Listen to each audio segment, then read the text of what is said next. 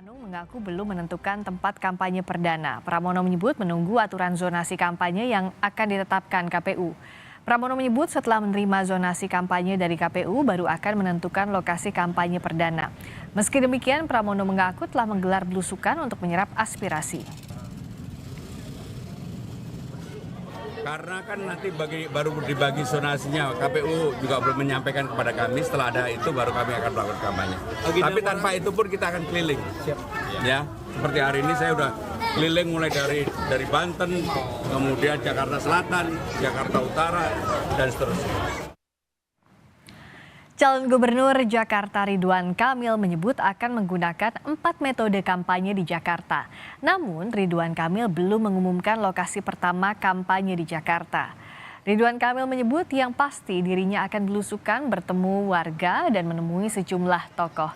RK mengakui sejauh ini telah belanja masalah untuk mencari solusi permasalahan Jakarta.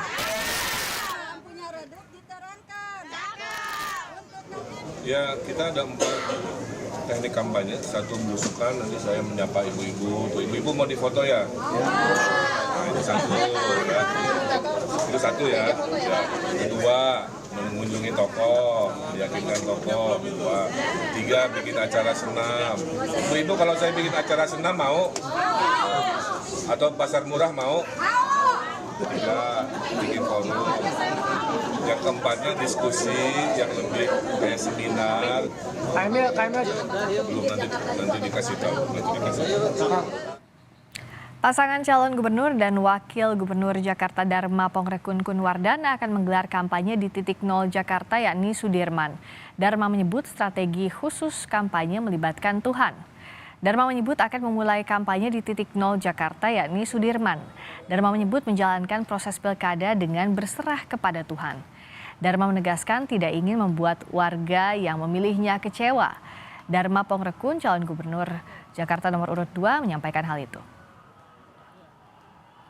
Kami akan mulai dari titik nol Jakarta. Titik nolnya di mana kira-kira? Sudirman. Ya itu kira-kira Jakarta Pusat, Pak. Rangkul Persija gimana nanti, Pak? Bagaimana? Rangkul Persija gimana?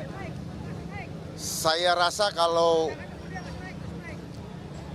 adik-adik di Persija merasakan kehadiran kita, maka tanpa diminta, saya ingin mendidik atau mengajarkan kepada kita. Seluruh paslon Cagup dan Cawagup Jakarta menawarkan sejumlah janji. Apa saja yang menjadi janji visi misi para paslon untuk membuat perubahan di Jakarta? Kita berbincang dengan juru bicara tim pemenangan RK Suswono Jupiter. Ada pula Siti Fadila Supari, juru bicara tim pemenangan Darmakun yang akan bergabung. Dan Ari Setiawan, juru bicara tim pemenangan Pramono Rano. Selamat malam Mas Jupiter. Ya, selamat malam juga Mas Ari. Selamat malam, terima kasih Selamat sudah malam, hadir. Mbak Friska. Dan kita juga menantikan Bu Siti Fadilah akan bergabung sebentar lagi sesuai nomor urut aja ya sekarang karena sudah ada nomor urutnya dari mulai Mas Jupiter dulu. Ya. Nah kalau Mas Jupiter sampai tadi kan belum ada tuh kemana titik awal kampanye. Sudah boleh dibocorkan belum kalau sekarang? Ya sebetulnya kemarin sudah pengambilan nomor urut dan kami bersyukur mendapatkan nomor urut 1. Yang mudah-mudahan nomor urut 1 ini tanda-tanda alam bahwa untuk 1 putaran. Nah kemudian dalam hal kampanye, dalam beberapa waktu kemarin kami sudah menyusun tim-tim yaitu secara struktural karena ada 15 partai politik yang bergabung di dalamnya.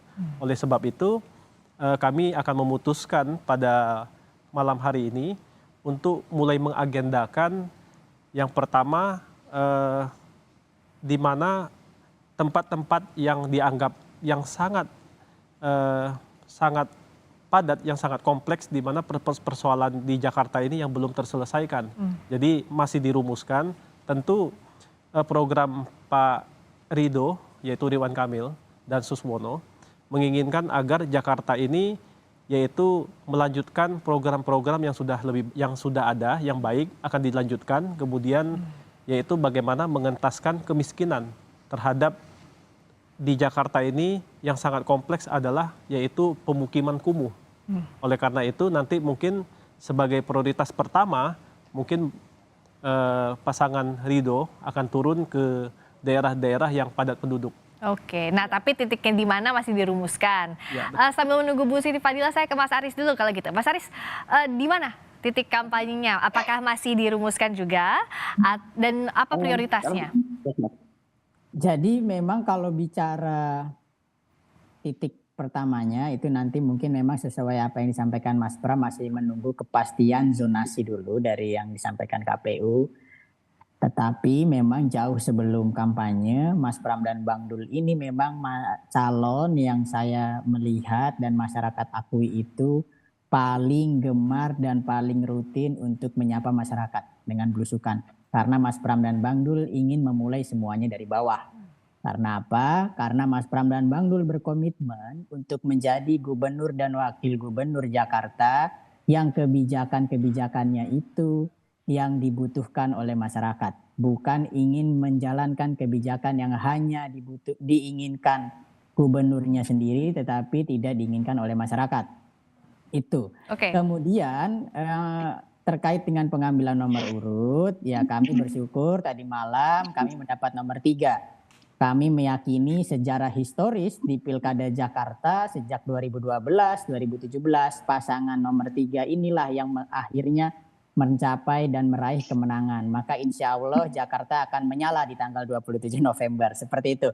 Kemudian perihal dengan prioritas-prioritas, tentu saja prioritas-prioritas ini juga satu nafas dengan nomor 3 yang kami dapatkan, yaitu adanya 3 fokus utama. Yang pertama itu adalah kagak ribet cari kerja. Ya. Kita ingin lebih dari setengah abad masyarakat Jakarta hidup, lebih dari setengah abad umur kota Jakarta, masyarakatnya tidak lagi ribet cari kerja. Dengan cara apa? Misalnya sentralisasi informasi lowongan pekerjaan, kemudian kita adakan job fair dan pelatihan bersertifikasi di setiap kecamatan. Sehingga masyarakat-masyarakat Jakarta ini nantinya akan dimudahkan dalam hal pencarian kerja. Jadi nggak ribet.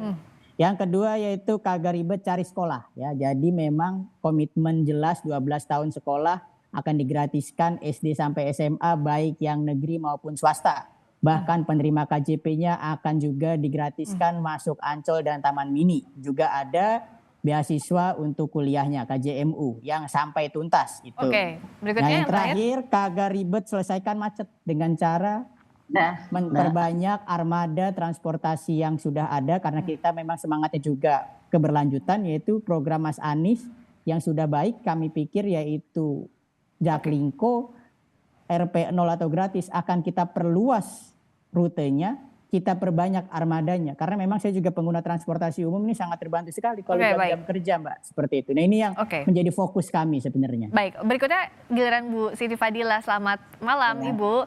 Kan disampaikan tadi bahwa yang akan jadi titik pertama di Sudirman. Nah prioritasnya apa untuk kampanye di hari awal kampanye ini Bu Siti Fadila? Iya, titik nolnya memang di Sudirman. Tapi kalau besok kita kayaknya di lapangan Banteng kalau nggak salah. Ya selalu kita memberikan program-program kita dong pada masyarakat. Tapi kita agak beda dengan yang petugas partai karena kami adalah independen. Jadi kami ini adalah kendaraan politik rakyat. Jadi rakyatlah yang memiliki program-program kita karena kita ini memang menyediakan menyediakan kendaraan politik untuk rakyat gitu. Jadi langsung gitu. Bukan kita rakyat kamu tak kasih ini, kamu tak kasih itu. Bukan, ini kepunyaan rakyat semua begitu. Jadi jelas program kita adalah Jakartaku aman. Aman dalam beribadah, aman di dalam untuk keselamatan jiwa keluarga. Ya, jadi aman dari segala regulasi-regulasi atau kebijakan-kebijakan yang tidak adil. Jadi kita fokuskan kepada masyarakat yang berkeadilan. Jakarta berkeadilan. Nah itu karena Jakarta ini nampaknya didorong terus pembangunan fisik dan masih banyak yang ketertinggalan. Walaupun tinggalnya di Jakarta tapi masih banyak dari suatu keadaan yang aman dan nyaman. Aman dalam pendidikan, aman di dalam perutnya, masih banyak yang lapar, banyak tidak punya pekerjaan. Nah di sini kita fokuskan. Kita akan memberikan padat karya pada orang-orang yang tidak bisa bekerja, yang tidak mempunyai apa-apa, tapi butuh untuk mendapatkan uang. Nah itu kan Kalau kamu bekerja masih susah, harus ijazah ini, harus begini, harus begitu. Nah, ini padat karya. Padat karya, dan kemudian kita akan memberdayakan relawan-relawan kita untuk menjadi pendamping-pendamping padat karya tersebut. Sehingga mereka dapat penghasilan, tentu saja nanti dia tidak akan kelaparan. Baik. Dan nah itu seperti itu. Jadi memang kami adalah kendaraan politik rakyat. Maka silahkan, ayo rakyat, kita bersama-sama berjuang. Kita sama-sama memperjuangkan apa yang kita butuhkan. Kita itu rakyat gitu. Baik. Karena kami juga. Ya, di round awal masing-masing sudah menyampaikan apa yang jadi prioritas di kampanye pertama. Tapi saya mau ajak begini, apakah program yang disampaikan prioritas tadi betul-betul sudah realistis untuk nantinya dituangkan ke pagu anggaran? Karena bagaimanapun juga visi misi ini kan akan ditagih kalau siapapun di antara para kandidat ini akan terpilih. Mas Jupiter, sudah realistis belum sih program itu? Anggarannya juga akan tersedia nantinya. Ya benar, tentu untuk melanjutkan, untuk membuat program-program itu harus realistis ya. Karena masyarakat DKI Jakarta ini adalah kebanyakan masyarakat yang intelektual. Dan juga berbeda dengan masyarakat mungkin di daerah. Di Jakarta ini sangat kompleks, di mana masyarakat ini bukan hanya, bahkan anak-anak muda saja itu sudah sangat kritis. Jadi dalam sisi dalam pengetahuan, kemudian anak-anak di Jakarta ini jauh lebih pintar lah menurut saya. Jadi sehingga dalam menyampaikan kepada publik juga termasuk program-program yang disampaikan itu harus secara realita, harus yang dianggap rasional. Oleh karena itu kami optimis bahwa nanti program yang kami berikan ini adalah contoh, misalnya ke depan ada program yaitu di setiap RW kami akan memberikan 200 juta. 200 juta anggaran di setiap RW. Nah, 200 juta ini dikelola oleh kecamatan. Per tahun, per bulan? Per tahun. 200 juta. Nah, sehingga di setiap RW, contoh misalnya di Jakarta ini ada 2.700 RW. Nah, dalam setiap RW ini memiliki persoalan yang berbeda-beda. Contoh misalnya mungkin di daerah komplek yang kawasan menengah misalnya, mereka memiliki persoalan yang berbeda. Berbeda halnya dengan di kawasan yang daerah yang agak kumuh. Di sana mungkin dari sisi lingkungan mungkin itu harus lebih ditata. Mungkin secara ekonomi mereka butuh support dalam arti menggunakan anggaran tersebut agar perekonomian di sana itu dikelola oleh RW sehingga masyarakat di sana itu terbantu secara ekonomi. Nah, artinya di setiap RW itu memiliki persoalan yang berbeda-beda. Oleh karena itu dengan anggaran 200 juta per tahun yang akan dikelola oleh setiap RW dengan usulan yang akan diawasi oleh kecamatan.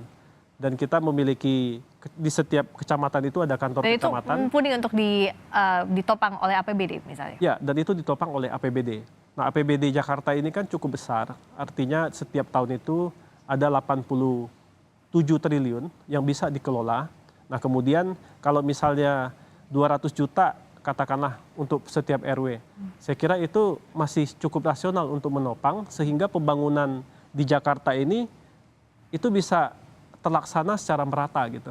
Baik itu secara pembangunan, secara perekonomian, bahkan perputaran ekonomi juga berputar untuk di Jakarta ini. Seperti itu. Kalau Bu Siti Fadilah untuk tadi program bekerja ini, kalau dari tim Anda, apakah sudah ada hitung-hitungannya ini bisa atau tidak dilakukan dengan anggaran yang ada? Misalnya seperti apa perhitungan pagu anggaran sejauh ini by programnya itu, Bu Siti Fadilah? Saya kira sudah ada, karena kalau ini jauh lebih murah daripada 200 juta per RW. RW itu kira-kira hampir 3.000-an RW loh. Nah itu coba dihitung kalau satu RW 200 juta itu saya kira udah berapa triliun itu, jangan-jangan udah ratusan triliun, padahal APBD cuma 85. Nah itu kita kalau padat karya itu tentu saja kan UMP-nya ada, UMR-nya ada, dan kemudian pekerjaannya kan pekerjaan yang informal, yang belum ada, yang saat ini belum ada. Tapi saya kira masih sangat realistis untuk memasukkan itu di dalam APBD. Dan selain itu, selain padat karya, dan kita jadi banyak sekali kita bisa menyerap pengangguran, itu nomor satu. dan kemudian menghidupkan ekonomi rakyat dengan modal bergulir. Nah itu mereka berdagang kecil-kecilan antar mereka, tapi kita modalin. Itu kita sudah hitung semua, sudah hitung dan yang masuk, yang bisa realistis masuk sesuai dengan anggaran yang akan ada gitu. Nah itu ya soalannya nanti kita membayangkan bagaimana kalau DPRD-nya itu dari partai semua. Ini akan jadi kendala utama atau tidak, Bu Siti Fadila? Ya kita kalau itu menjadi kendala utama, kita harus mempersiapkan parlemen rakyat. Nah kalau apa ya nanti itu, tapi ya mudah-mudahan enggak akan mungkin enggak akan sampai kita seperti itu ya, mudah-mudahan cukup damai terus. Dan kita itu mengharapkan, kita kan nomor 2 Mbak, nomor 2 itu 02 kan menang terus kemarin di Pilpres, 01 sama 03 kan kalah. Walaupun 01 itu waduh kelihatannya banyak banget itu kalau Pak Anies sedang kampanye itu, tapi kaget banget kita di surveinya ternyata jauh sekali di bawah 02 dan Pak Prabowo lah pemenangnya. Mudah-mudahan platform kita tidak banyak berbeda dengan pemerintah yang baru nanti. Karena pemerintah yang baru nanti itu juga sangat platform kita kan Undang-Undang Dasar 45 yang asli, yang preambul Undang-Undang Dasar 45 yang asli, Mbak. Jadi challenge-nya tapi kalau dari tadi Bu Siti sampaikan adalah kedepannya bagaimana komunikasi politiknya ya. Kalau dari Mas Aris gimana? Apakah dengan program-program tadi itu realistis atau tidak diterapkan ke anggaran? Iya, jadi justru karena Mas Pram dan Bang Dul itu menyerap aspirasi masyarakat, menyerap aspirasi warga, maka program-program yang sudah disampaikan ini program-program yang realistis, program-program yang dibutuhkan masyarakat. Jadi saat berkunjung ke daerah, ke beberapa kelompok masyarakat, ke pemukiman, Mas Pram dan Bang Dul sering tuh dapat usulan dari warga.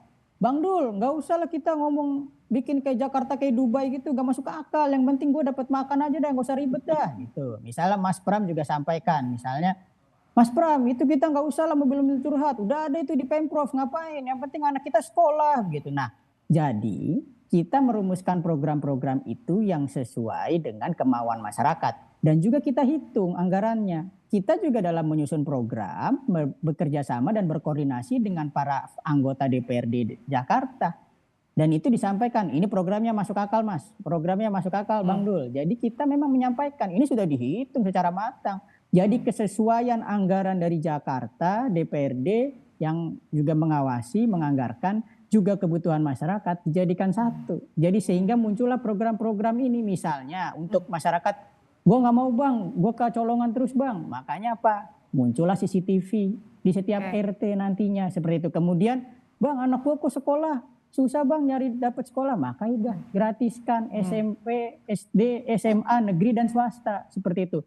Bang cari kerja susah, ya udah nanti kita bikin job fair, kita bikin informasi lowongan kerja terpadu satu, kemudian job fairnya di setiap kecamatan. Artinya apa? Artinya program-program Mas Pram dan Bang Dul ini memang gak ribet Mbak, dibutuhkan masyarakat. Jadi yang saya pikir dan realistis. Kalau tidak realistis, ya itu yang masih mengawang-awang, nggak kebayang juga. Karena mungkin gubernur sebelah tuh ada juga yang janji katanya kalau kepilih jadi gubernur Jawa Barat ada kereta gantung di puncak seperti itu. Tapi sekarang nggak pernah ada. Nah seperti itulah. Saya tidak mau tidak mau menyenggol-nyenggol atau tidak mau membahas-bahas yang lain. Tetapi kalau dikatakan ini programnya apakah program yang rasional, program yang masuk akal, itu seperti apa ya Mas Pram dan Bang Dul sudah melaksanakan itu sebenarnya. Oke, saya minta line sedikit saja dari masing-masing apa yang jadi prioritas tidak lebih dari 1 menit dalam masa kampanye awal ini dari Mas Jupiter dulu. Baik, saya ingin mengkoreksi apa yang disampaikan oleh Mas Haris dan Bu Siti bahwa dengan angka 200 juta per RW itu sangat rasional.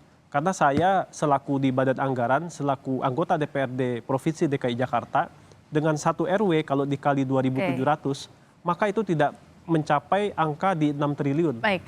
Nah kemudian dalam satu dinas saja untuk di Jakarta, itu satu dinas itu memiliki anggaran bahkan sampai 4 triliun. Artinya persoalan yang sesungguhnya itu berada di tingkat RW, bukan di tingkat kecamatan, bukan di tingkat kota. Artinya yang di masyarakat di bawah ini warga di setiap RW-RW simpul-simpul ini banyak sekali persoalan dan prioritasnya adalah infrastruktur yang Oke, sering terjadi saat ini Ya. dan penggunaan anggaran itu banyak yang tidak Oke. tepat sasaran. Baik, kalau dari Bu Siti Fadilah, singkat saja apa yang jadi prioritas di masa awal kampanye ini? Ya, kalau untuk kita kan satu keamanan. Oke, Ya, baik. keamanan itu keamanan di Jakarta ku aman tuh aman dalam bidang apapun juga termasuk aman di dalam pengangguran. Jadi jangan ada baik. pengangguran dengan padat karya itu. Baik, jadi padat karya ya. Kalau katakan 200 juta kan ada di RW. Nah itu nanti takutnya nanti untuk membangun itu akhirnya Oke, rakyat masih baik. Itu nanti. tetap tidak. Jadi tapi prioritasnya tadi padat karya ya Bu Siti ya. Kalau dari Mas Aris gimana prioritasnya di masa kampanye awal ini? Prioritas di masa kampanye jelas yaitu Mas Pram dan Bang Dul ingin merangkul semua masyarakat, semua golongan dan programnya yaitu sesuai dengan nomor urut 3 yaitu Kagak Ribet Cari Kerja, Kagak Ribet Cari Sekolah, dan Kagak Ribet Atasi Kemacetan. Ini menjadi program yang sejauh ini menjadi prioritas Mas Pram dan Bang Dul. Terima kasih banyak untuk berbagi pandangan di kick off ini sudah masuk masa kampanye. Selamat bertarung masing-masing. Mas Jupiter terima kasih dari tim pemenangan RK Suswono. Terima kasih Bu Siti Fadilah Supari, juru bicara tim pemenangan Darmakun, dan terima kasih juga Mas Haris Setiawan, juru bicara tim pemenangan Pramono Rano. Selamat malam.